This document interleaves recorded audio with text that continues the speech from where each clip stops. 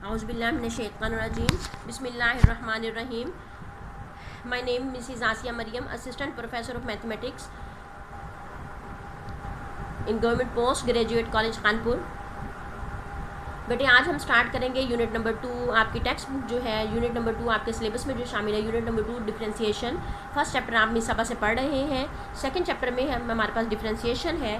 सबसे पहले आप इसका जो इंट्रोडक्शन वाला पेज जो देख रहे हैं, बुक का पेज, उस इंट्रोडक्शन में आप देख रहे हैं the ancient Greek known the concept of area volume and centroid etcetera which is related to a integral calculus. ठीक है, इंटीग्रल कैलकुलस से रिलेटेड जो आपके पास है ये सारी चीज़ें इंटीग्रल कैलकुलस से निकलती हैं, जो क्या इस वक्त आपके पास है chapter number 3। Later on 17th century में sir Isaac Newton an English mathematician and Gottfried Leibniz German mathematicians considered the problem of an instantaneous rate of change. What is the instantaneous rate of change? इस instantaneous rate of change को उसने कैसे किया? उसने कहा this is a derivative. ठीक, किसी चीज़ में तब्दीली की शरह को हम चेक कर रहे हैं, तब्दीली कैसे वाक़या हो रही है। इससे नीचे आपके पास है, इसके आगे हम चल के डेफिनेशन देखते हैं। इससे नीचे आपके पास है dependent and independent variable. What is a dependent and independent variable, ये भी आप चैप्टर नंबर 1 में पढ़ चुके हैं। आपके पास अगर फंक्शन है y=f(x), जिसको हम कहते हैं एक्सप्लिसिट फंक्शन, तो यहाँ पे x जो है वो आपके पास है इंडिपेंडेंट वेरिएबल, जबकि y जो है वो आपके पास है डिपेंडेंट वेरिएबल, यानी y डिपेंड ऑन x। ठीक, जैसे जैसे x की वैल्यूज़ पुट करेंगे तो y की वैल्यूज़ निकलना शुरू हो जाएंगी, जिसको आप डोमेन और रेंज भी कहते हैं, जिसको आपने इनपुट आउटपुट भी पढ़ा। ओके, नेक्स्ट हमारे पास इसका जो है वो डेफिनेशन है, एक छोटी सी मैथ की। वो definition instantaneous rate of change से जो उसने डेफिनेशन निकाली है वो आपके पास क्या है? Let f(x) be a real valued function then the limit delta x tends to 0 f(x) plus delta x minus f(x) divided by delta x।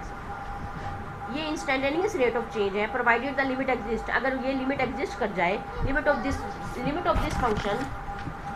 Function is called the instantaneous rate of change. ये जो value पूरी आपके पास मौजूद है ऊपर equation में, ये instantaneous rate of change with respect to x of f(x) with respect to x and it is denoted by f'(x) dy by dx या y'(x). नेक्स्ट हमारे पास है, इसके नेक्स्ट पेज आप देख रहे हैं, नेक्स्ट पेज के ऊपर आपके सामने है। नेक्स्ट पेज के ऊपर हम इसकी डेफिनेशन जो है वो मुख्तलिफ सब्जेक्ट्स में देखेंगे। मैथमेटिक्स में हम इसको कहते हैं slope of the tangent to the curve at any point, जबकि आपके पास जो फिजिक्स है उसमें इसको कहते हैं rate of change of distance with respect to time.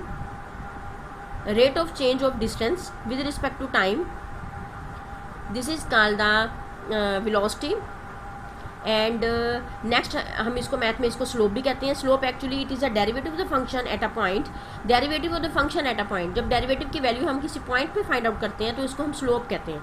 It is also says that it is a measurement of steepness. What is a steepness? Steepness जो है उसका कंसेप्ट उसने बहुत अच्छा दिया है आपके चैप्टर नंबर 4 में। एक उसने स्लोप बनाया हुआ है, स्लाइड बनाई हुई है। स्लाइड में जब बच्चा ऊपर की तरफ जा रहा है तो वो कहता है ना सिर्फ उस वक्त वो दो चीज़ें कवर कर रहा है, ना सिर्फ वो डिस्टेंस कवर कर रहा है बल्कि वो हाइट भी कवर कर रहा है। This ratio measurement of steepness, this ratio of rise to run is called the slope. How to find out derivative? अब हम मसला ये है कि हमने इस वक्त डेरिवेटिव कैसे फाइंड आउट करना है मैथमेटिक्स में। This method is called the ab initio method. First principle या बाय डेफिनेशन ये 4 स्टेप हैं, इसके पेपर में आ जाते हैं, बड़ी आसानी से पूछता है। मेन सोर्स है उसका बड़ी आसानी से करने का। तो 4 स्टेप क्या हैं वो भी आप देख रहे हैं, आपकी बुक पे भी मौजूद है, यहाँ पे मैंने लिख दिए हैं पेज नंबर 3 के ऊपर। फंक्शन है आपके पास y=f(x), रिप्लेस करेंगे x को by x plus delta x and y को y plus delta y। y plus delta y ये फंक्शन बन जाएगा आपके पास y plus delta y f(x) plus delta x। अब सब्ट्रैक्ट करेंगे इक्वेशन नंबर 1 को फ्रॉम इक्वेशन नंबर 2 से। सब्ट्रैक्ट किया तो यहाँ आपके पास आ गया y प्लस डेल्टा y, फिर 1 लिखी माइनस y, दूसरी तरफ इक्वल के दूसरी तरफ f(x) plus delta x minus f(x).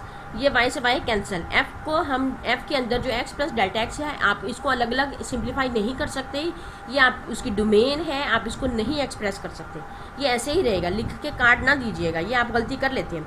Dividing by delta x on both side. Next step क्या है? हम डेल्टा x पे डिवाइड करेंगे दोनों तरफ, delta y over delta x बन जाएगा। यहाँ पे आपके पास f(x) plus delta x minus f(x) divided by delta x। आप देख रहे हैं कि यहाँ बारी बारी हम उसकी जो पीछे अभी हमने डेफिनेशन पढ़ी है हम उसकी तरफ जा रहे हैं। Taking limit on both side, ये इसका लास्ट स्टेप है। लिमिट अप्लाई की, इस तरह बन जाएगा आपके पास dy by dx। दूसरी तरफ जो चीज़ है ये आपके पास मेन डेरिवेटिव है, डेरिवेटिव 4 स्टेप है। कि फंक्शन में जो चेंज है इंस्टेंटेनियस रेट ऑफ चेंज है, this is called the derivative. Next हम इसकी एग्जांपल देखते हैं जो आपके बुक में मौजूद है। सबसे पहले हमारे पास इसकी कांस्टेंट फंक्शन है। कांस्टेंट फंक्शन हम ले लेते हैं जो आपके बुक में भी मौजूद है। Example very very easy, y is equal to c, c is a constant, आपने चैप्टर नंबर 1 में पढ़ा। कांस्टेंट में कोई चेंज नहीं आता। रिप्लेस करेंगे, सबसे पहले स्टेप में हम क्या करेंगे, रिप्लेस करेंगे x को by x plus delta x and y को y प्लस डेल्टा वाई से। Then y plus delta Y is equal to c, c mean constant, c is a constant, so there is a no change. Constant है लिहाजा इसमें कोई change नहीं आएगा। Step number 2 में हम इसको सब्ट्रैक्ट करेंगे। सब्ट्रैक्ट करेंगे इन दोनों इक्वेशंस को, जैसे अभी हमने पीछे किया इक्वेशन नंबर 1 और 2 को सब्ट्रैक्ट करेंगे। यहाँ बन जाएगा y डेल्टा वाई से y कैंसिल हो जाएगा और दूसरी तरफ c minus c which is equal to 0। उसमें x था नहीं, हम उसमें कोई चेंज नहीं ला सकते थे, लिहाजा वो 0 हो गया। नेक्स्ट स्टेप हमारे पास step number 3, dividing by delta x on both side. Delta Y over delta X, यहाँ पे 0 over something which is equal to 0, ये आपको पता है। 0 बटे में जाएगा तो इन्फिनिटी होगा, अदरवाइज इन्फिनिटी नहीं होगा। 0 ऊपर है, नीचे कुछ भी हो तो which is equal to 0। Next step हमारे पास है स्टेप नंबर 4, लास्ट स्टेप है taking limit on both side. जब हम लिमिट लेंगे तो delta Y over delta x जो है लिमिट लेने के बाद d y by d x बन जाएगा और दूसरी तरफ आपके पास 0 है, 0 के अंदर कोई चेंज नहीं आएगा। लिमिट अप्लाई करेंगे उससे कोई फर्क नहीं पड़ेगा। दैट इज आपके पास क्या है, derivative of the constant function with respect to x which is equal to 0। Next example है हमारे पास y is equal to x simple variable है। रिप्लेसिंग x की पावर 1 है, रिप्लेस करेंगे जैसे हमने अभी 4 स्टेप पढ़े। रिप्लेस करेंगे x को by x plus delta x के साथ और y को y प्लस डेल्टा वाई के साथ, तो y plus delta Y is equal to x plus delta X आ जाएगा। अगले स्टेप में हम इन दोनों को सब्ट्रैक्ट करेंगे। सब्ट्रैक्ट करने के बाद y से y कैंसिल हो जाएगा, x कैंसिल हो रहा है, आपके पास सिर्फ बच रहा है डेल्टा x। नेक्स्ट स्टेप में आप क्या करेंगे, स्टेप नंबर 3 में डिवाइड करेंगे delta x on both side. जब आपने इसको डिवाइड किया तो delta x over x which is equal to 1। Taking limit delta x tends to 0, delta y tends to 0 भी लिख सकते हैं, लिखेंगे तो बहुत अच्छा रहेगा। ऑन बोथ साइड यहाँ आपके पास ये चीज़ बन जाएगी, लेफ्ट साइड राइट साइड वाली लेफ्ट साइड बन जाएगी d y by d x. दूसरी तरफ 1 के ऊपर लिमिट अप्लाई करें, उसके ऊपर कोई चेंज नहीं आएगा, वो कांस्टेंट है। लिमिट किसके अंदर पुट करेंगे, लिहाजा 1 का 1 ही रहेगा। That is derivative of x with respect to x is equal to 1। Next इसकी जनरल एग्जांपल देखते हैं और इस एग्जांपल को करने के बाद उम्मीद है इंशाल्लाह कि आप पहली 2 एक्सरसाइजेज बड़ी आसानी से इसकी कर सकते हैं। यहाँ आपने ले लिया y is equal to X की power n, where n is a negative. n negative भी हो सकता है, n रैशनल नंबर भी हो सकता है, n इरेशनल भी हो सकता है, बटे में हो, बगैर बटे के हो, नेगेटिव हो, पॉजिटिव हो, कुछ भी हो, आपने सबका मेथड सेम ही रखना है। स्टेप नंबर 1 हमारे पास क्या है, रिप्लेस करेंगे x को by x plus delta x के साथ और y को y प्लस डेल्टा वाई के साथ ऑन बोथ साइड। यहाँ बन जाएगा y plus delta Y is equal to x plus delta x whole की पावर n। सब्ट्रैक्ट करेंगे 1 को फ्रॉम 2 के साथ, y plus delta y minus y is equal to x plus delta x की power n minus x की power n। आपने क्या करना है, लेमैन के लिए बड़ी आसान सा मेथड, स्टूडेंट हमारे बहुत सादा होते हैं। आपने क्या करना है, आपने इस चीज़ में से जो फर्स्ट फंक्शन है उसमें से माइनस के बाद आने वाली जो रकम है, जो वैल्यू है, जो इक्वेशन बनी हुई है, चाहे वो बड़ी हो या छोटी हो, आपने माइनस के बाद आने वाली वैल्यू जो है वो आपने कॉमन लेनी है फर्स्ट में से। ऐसे भी खुल जाएगा, लेकिन उसमें ये होता है बाइनोमियल में एक की पावर कम हो रही होती है, एक की पावर ज़्यादा हो रही होती है। कुछ लोगों को, कुछ स्टूडेंट्स को इस चीज़ का क्लियर नहीं होता, लिहाजा इस वक्त हमारा मसला जो है ना वो बाइनोमियल को सॉल्व करना नहीं है। इस वक्त हमारा मसला जो है वो क्वेश्चन को हल करना है बाय डेरिवेटिव के साथ। तो आप क्या करेंगे, सबसे पहले मैं क्या करूँगी, जो मैंने आपसे कहा है जो माइनस के बाद रकम है वो आपके पास एक्स नज़र आ रहा है, आपने एक्स को फर्स्ट में से कॉमन लिया।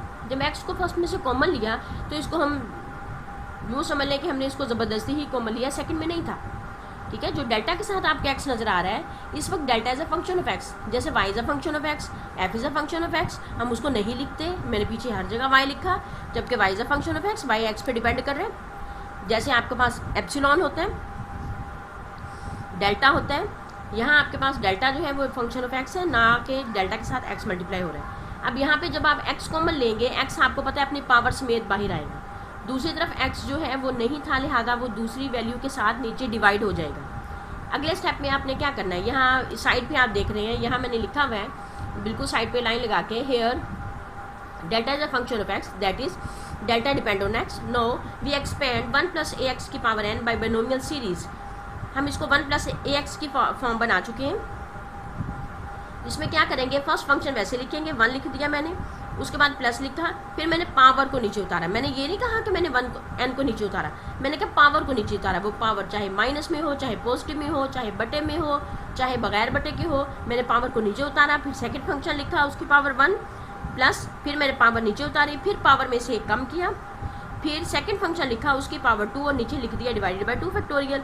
उसके बाद फिर पावर नीचे उतारी, पावर में से 1 कम किया, पावर में से मजीद 2 कम किए, फिर सेकंड फंक्शन जो था x की पावर 3 लिखी और divided by 3 factorial up to so on. आ जाए बैक अपने क्वेश्चन की तरफ। स्टेप नंबर 3, साथ ही मैंने डेल्टा x पे हमने डिवाइड कर दिया है और इसको हमने एक्सपेंड करना शुरू कर दिया। आपकी मर्जी है, आप चाहे इसको स्टेप नंबर 2 में ही एक्सपेंड करके सिंप्लीफाई कर सकते हैं।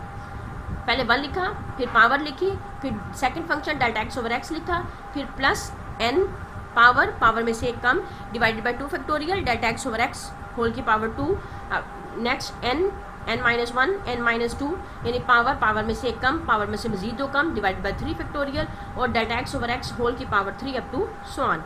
लास्ट में -1 लिखा गया है, जो कि ऊपर इक्वेशन स्टेप नंबर 2 की लास्ट इक्वेशन जो आपको नजर आ रही है उसमें भी -1 लिखा हुआ है। ये -1 हमने वो वाला लिखा। उसके बाद डेल्टा x ओवर x हर टर्म में से कॉमन आ रहा है, आपने उसको बाहर निकाल लिया और उससे कैंसिल कर लिया। अगले स्टेप में आपने लिमिट अप्लाई की, जहाँ जहाँ डेल्टा x था वहाँ 0 हो गया। आपके पास जो वैल्यूज़ बची हैं उसमें सिर्फ n है, x की पावर n है और नीचे x है। इसको सिंप्लीफाई किया तो n आ गया, x की पावर n, नीचे जो x था इसको आप ऊपर ले गए, ऊपर जाने से इसकी पावर माइनस हो गई। बेस सेम है, पावर्स ऐड हो जाया करती हैं, ये आप पढ़ चुके हैं मैट्रिक में, लिहाजा इन दोनों की बेस सेम थी, पावर्स को आपने ऐड किया, n-1 बन गया। ये आपके पास बन गया डेरिवेटिव ऑफ x की power n which is equal to n x की n-1। नेक्स्ट हम छोटा सा एक देखेंगे power rule. What is a power rule? Power rule क्या है? बड़ा आसान सा मेथड है। पावर रूल ये है, डेरिवेटिव जब आपने किसी का डेरिवेटिव लेना है, जैसे यहाँ आपके पास है y इक्वल टू x की पावर n, उसका डेरिवेटिव आपने कैसे लेना है? पावर को नीचे उतारना है, फंक्शन लिखना है, पावर में से 1 कम करना है, विदाउट पावर उस फंक्शन का डेरिवेटिव लेना है।